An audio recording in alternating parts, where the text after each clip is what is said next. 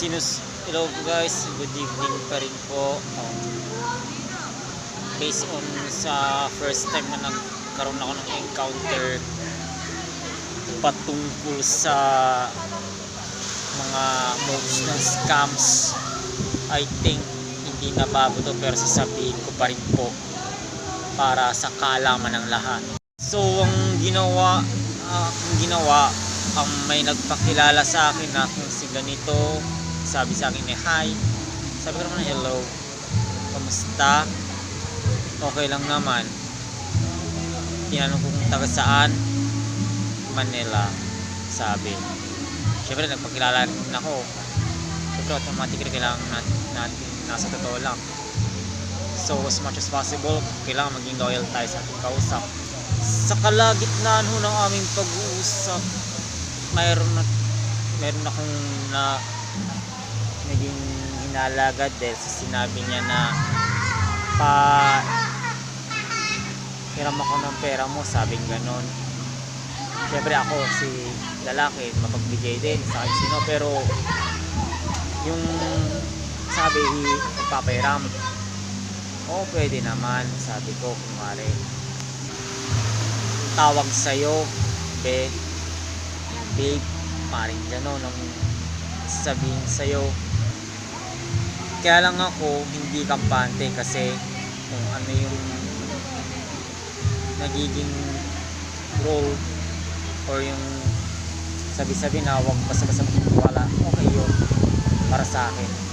Kasi dito mo malalaman yung talagang siya'y hindi totoo.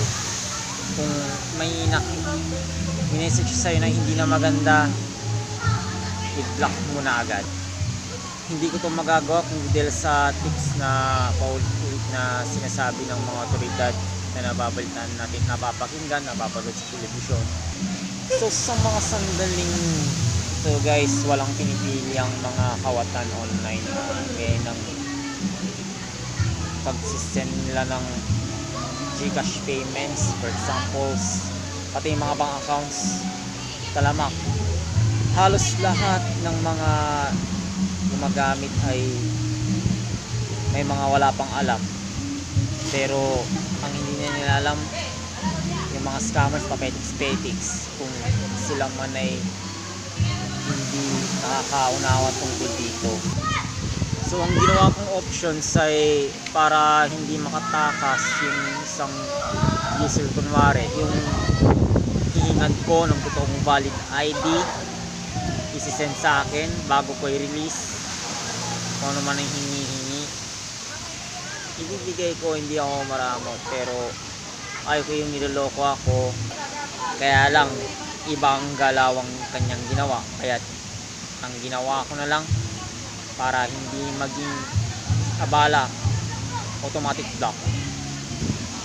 Nang sa gayon, hindi na makapanloko ng ibang tao ang scam or scammer na yun. So kanina lamang, hindi ko na po papangalanan kasi mahirap nang magsalita.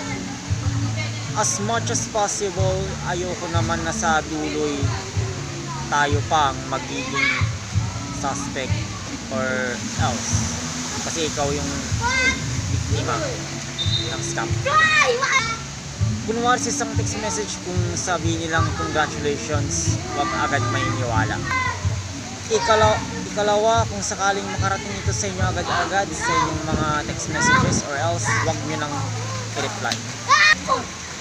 Huwag nyo rin basta-bastang tangkilikin ito at maaaring ito'y pakanan nila, pahalimit, pabango nilang salita base sa kanyang hilang isisend. Huwag na pong mag-atubiling i-block upang iwas abala.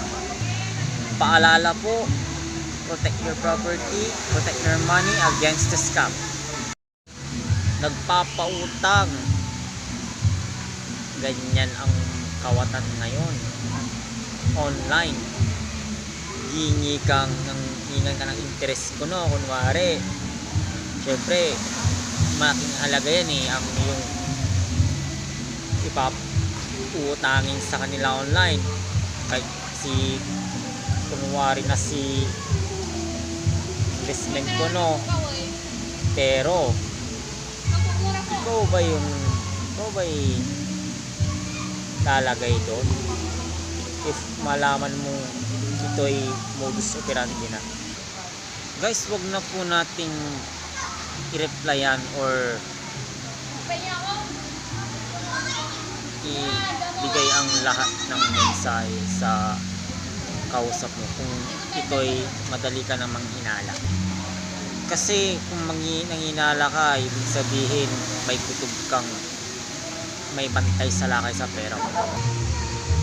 Kung sakaling ikaw man may kinakatakutan sa yung kausap, maaari huwag mo na siyang replyan pa. Sakaling hindi mo na talaga kayang pigilan, kuhanan mo siya agad ng impormasyon. Nang sa gayon, iwas duda.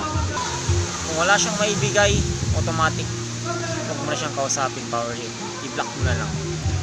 Tandaan po, protect your money, protect your property against scam. Bilang paalala sa mga gumagamit ng GCash accounts at saka ng mga waring payment apps, online apps like patungkol sa mga bangko, ito po ay may mahalagang mensahe ulit-ulit nito para sa ating lahat at upang maging secure ang inyong mga ating mga bank accounts. Guys, walang araw at gabing hindi humihinto ang mga scammer at hindi sila titigil hanggat wala silang nakukuha online at nabibiktima. So guys, narito po ang mga tips para hindi ka maging biktima ng mga kawatang ito online. Hindi paulit-ulit man itong sasabihin, kailangan ko itong gawin para sa ating lahat. Unay, huwag mo nating ibigay ang ating mga bank accounts, halimbawa na lang sa mga passwords at one-time pin or yung OTP code ng one-time message lang po yun, kasi yan ang magiging patayan nila upang matangay ang iyong pera. Pangalawa, wag nyo nang kausapin or i-entertain pa ang kausap nyo online or via text or call messages nang sa gayon ay hindi muna pagdudahan pa, kasi bantay sa lakay ng siguradong budol yan at siguradong scammer yan. Huwag ka na sanang dumagdag pa sa mga numerong nabibiktima online. Hindi ka kailanman magiging kampante maya-maya sakaling ika'y maging biktima na nila. Siguradong hindi ka matatahimik. Tandaan lamang po natin, at ito ay bilang paalala, protect your money, protect your property against scam.